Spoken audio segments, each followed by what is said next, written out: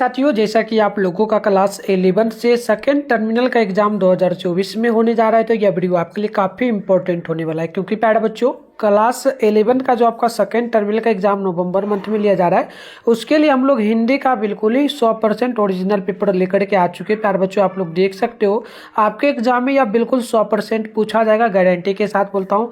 ये सारा चीज़ मिला लेना, ठीक है। तो मैंने इससे पहले आपको जो है ज्योग्राफी का दिया था, पॉलिटिकल साइंस का, बायो का, मैथ का, फिजिक्स का, केमिस्ट्री का, सारा आपके एग्जाम आया था, ये भी आएगा। अब बस आपसे एक ही रिक्वेस्ट रहता है, हमारा चैनल वगैरह को ज़्यादा से ज़्यादा, वीडियो को ज़्यादा से ज़्यादा शेयर किया करो। और अगर आप लोग चैनल को नहीं सब्सक्राइब कर तो करके नोटिफिकेशन कॉल पे प्रेस कर लेना, वीडियो को लाइक कर लेना।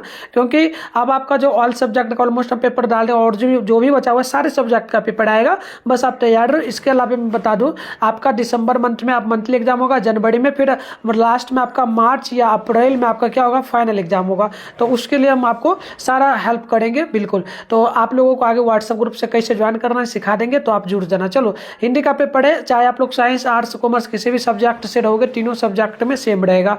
टाइम देख लो, 1.5 घंटा का मिलेगा, 50 मार्क्स का एग्जाम होगा। और चलिए, पीडीएफ के रूप में इसका आंसर हम डाउनलोड करने के लिए आपको सिखा देंगे, आप वहां से डाउनलोड कर लेना। तो सेशन ए में जो बोला खंडवा में, इसमें 30 ऑब्जेक्टिव है, आपको किन्हीं 25 ऑब्जेक्टिव का जवाब देना है। तो आप यहाँ पर क्वेश्चन देखते चलिए क्या क्या प्रश्न बोला गया है। पहला है, उच्चारण में वायु प्रक्षेप की दृष्टि से व्यंजनों के कितने भेद हैं। तो पहला का हो जाएगा ए नंबर, 2 भेद होंगे, पहला का ए नंबर ध्यान रखिएगा।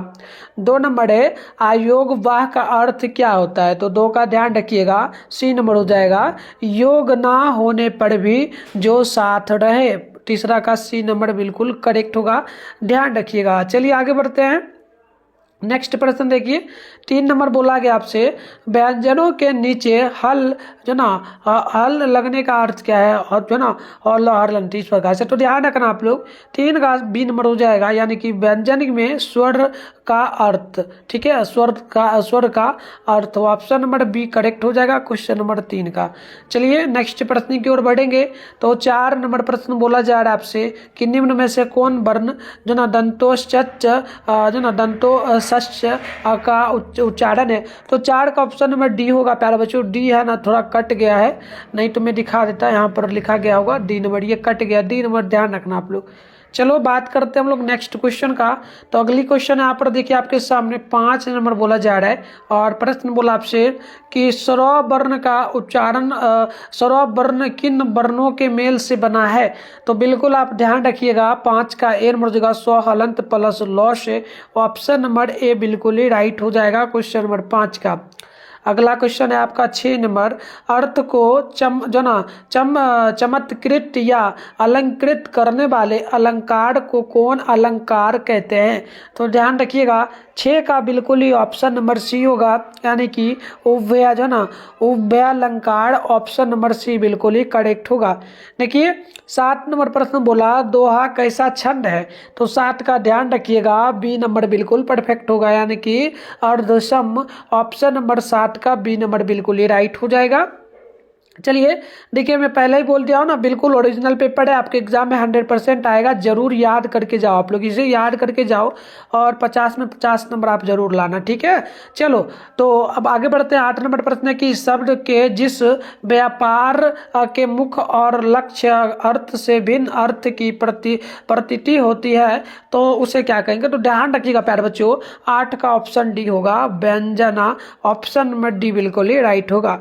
अगली प्रश्न है आपका 9 नंबर प्रश्न बोला, श्रृंगार रस का अस्थाई भाव क्या है। तो 9 का ऑप्शन नंबर ए हो जाएगा, ध्यान रखिएगा, रति। ऑप्शन नंबर ए बिल्कुल करेक्ट होगा। चलिए नेक्स्ट प्रश्न है आपका 10 नंबर प्रश्न, यहाँ पर बोला आपसे जा रहा है 10 नंबर प्रश्न बोला कि निम्न में से कौन शुद्ध वाक्य है। तो शुद्ध वाक्य की अगर हम लोग बात करेंगे प्यारे बच्चों, तो मेरा नाम श्री राकेश कुमार जी है। तो ये बिल्कुल आपका शुद्ध शब्द है, ऑप्शन नंबर ए बिल्कुल राइट हो जाएगा। अगली प्रश्न आप लोग देखेंगे, तो यहाँ पर बोला गया है 11 नंबर, तुम जाओ बोला कि यह किस वाक्य का उदाहरण होगा। तो देखो, तुम जाओ, तो यहाँ पर तुम जाने का अर्थ क्या हो जाएगा कि अज्ञान वाचक। ऑप्शन नंबर बी करेक्ट होगा। तो बिल्कुल इसका ऑप्शन बी करेक्ट होगा। अगली क्वेश्चन आप देखेंगे तो 12 नंबर है, पर शून्य किसका पर्यायवाची शब्द होगा? तो ध्यान रखिएगा 12 का बिल्कुल ऑप्शन नंबर सी होगा, यानी कि फूल का 12 का सी नंबर बिल्कुल ही राइट हो जाएगा। चलिए बच्चों आगे बढ़ेंगे हम लोग। तो अगली क्वेश्चन यहाँ पर देखो आपके सामने जो है ना 13 नंबर बोला गया है, गुलर का फूल होना मुहावरे का क्या अर्थ होगा? तो देखो 13 का बिल्कुल ऑप्शन डी होगा, यानी कि यहाँ पर देख लेना लापता होना, लापता होना ऑप्शन नंबर डी करेक्ट होगा। चलिए नेक्स्ट प्रश्न आपका यहाँ पर देखेंगे प्यारे बच्चों। तो यहाँ पर देखिए प्यारे बच्चों, आपका नेक्स्ट प्रश्न बोला गया 14 नंबर, ऐतिहासिक शब्द का विलोम क्या होगा? तो 14 का ना ऑप्शन नंबर सी ध्यान रखिएगा, अनैतिहासिक ऑप्शन नंबर सी करेक्ट होगा। नेक्स्ट प्रश्न आप देखेंगे तो 15 नंबर है जो ना प्रत्यपकार शब्द में कौन समास है? तो 15 का ऑप्शन डी होगा, अव्ययी भाव समास, डी नंबर ध्यान रखिएगा। चलिए अगली प्रश्न यहाँ पर 16 नंबर बोला आपसे जा रहा है, प्रश्न बोला निम्न में से कौन शीर्षक पार्ट NCERT की कक्षा 11वीं पुस्तक का जो ना साभार संकलित है? तो ध्यान रखिएगा 16 का ऑप्शन नंबर 16 है आपका, एक सेकेंड हम 16 पे थे, तो 16 का ए नंबर हो जाएगा, बेजोड़ गायिका Lata Mangeshkar option number A होगा। एक सेकेंड हम यहाँ पर अभी कहाँ थे 15 नंबर में, तो 15 का मैंने ऑप्शन नंबर आपको डी बताया था। ठीक है चलिए तो बढ़ते आगे। अगली प्रश्न है आपका 17 नंबर, प्रश्न क्या बोला आपसे? प्रश्न बोला कि चलचित्र शीर्षक पाठ की विधा क्या है? तो 17 का ऑप्शन नंबर बी होगा, ध्यान रखिएगा कहानी, ऑप्शन नंबर बी बिल्कुल ही राइट होगा। नेक्स्ट प्रश्न है आपका 18 नंबर प्रश्न बोला कि भोला पासवान शास्त्री का जन्म किस राज्य में हुआ था? तो इसका सी होगा बिहार में, राइट आंसर सी नंबर ध्यान रखिएगा। नेक्स्ट प्रश्न आपका 19 नंबर पूछा गया, विमान यात्रा के दौरान लेखक भोला पासवान शास्त्री पराया किस दर्द के शिकार थे? तो ध्यान रखिएगा 19 का ऑप्शन जो है ना मेरे को अच्छे से याद नहीं है प्यारे बच्चों, लेकिन शायद वो थे पेट दर्द के शिकार, तो ऑप्शन बी होना चाहिए। अच्छे से याद नहीं है, अगर डाउट लगे तो आप 19 नंबर को छोड़ देना। चलो अब बात करते हैं 20 नंबर प्रश्न का। बोला गया झंकार शीर्षक पाठ के रचनाकार कौन है? तो मिथिलेश परसाई ऑप्शन बी होगा, ध्यान रखिएगा 20 का ऑप्शन नंबर जो है बी नंबर होगा। नेक्स्ट प्रश्न आपका 21 नंबर, निम्न में से किस शीर्षक पाठ में राष्ट्रीयता, देशोन्नति और जातीय उत्थान के लिए इसमें योगदान दिया गया? तो ध्यान रखिएगा 21 का ऑप्शन नंबर डी होगा, यानी कि भारत, ऑप्शन डी नंबर बिल्कुल आपका राइट होगा। नेक्स्ट प्रश्न देखेंगे आप लोग तो 22 नंबर बोला गया पाठ्य पुस्तक में संकलित सहजोई बाई के प्रथम पद में ईश्वर के किस रूप का वर्णन है? तो ध्यान रखिए 22 का ए नंबर होगा, निर्गुण रूप का, 22 का ए नंबर बिल्कुल ही करेक्ट होगा। अगली प्रश्न है आपका 23 नंबर, प्रश्न बोला कल प्रहार हाँ कर प्रहार तू, जो ना भार नहीं या तो प्यार है, यह किस शीर्षक पाठ से पंक्ति ली गई है? तो 23 का ध्यान रखिएगा बी नंबर हो जाएगा, तोड़ती पत्थर, ऑप्शन नंबर बी करेक्ट होगा। आगे बढ़ते हैं। अगली प्रश्न आपका 24 नंबर, प्रश्न बोला भारत दुर्दशा शीर्षक पाठ में भारत तेंदु भारत की दुर्दशा ना देख पाने की स्थिति क्या है? तो ध्यान रखिएगा 24 का डी नंबर हो जाएगा, आत्महत्या, ऑप्शन नंबर आपका आत्महत्या करने के लिए राइट आंसर डी होगा। देखिए 25 नंबर प्रश्न है कि खड़ी बोली को कविता की भाषा बनाए जाने का कार्य कौन बड़े पैमाने किस युग में होगा? तो देखो 25 है ना, 25 का ऑप्शन डी होगा, भक्ति काल में, ऑप्शन नंबर डी बिल्कुल ही राइट हो जाएगा।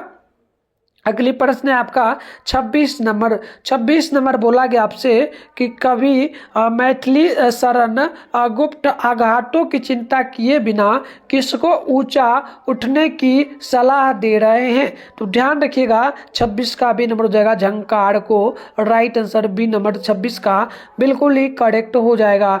अब बात करेंगे 27 नंबर का, तो नरसिंह जी का मायरा शीर्षक ग्रंथ में किसकी रचना है? तो 27 का हो जाएगा ऑप्शन बी, यानी कि मीराबाई की, आप लोग बी नंबर बिल्कुल ही ध्यान रखिएगा। अगली प्रश्न यहाँ पर देखेंगे आप लोग तो 28 नंबर बोला गया आपसे मीरा की तुलना भारतीय साहित्य में किससे की जाती है?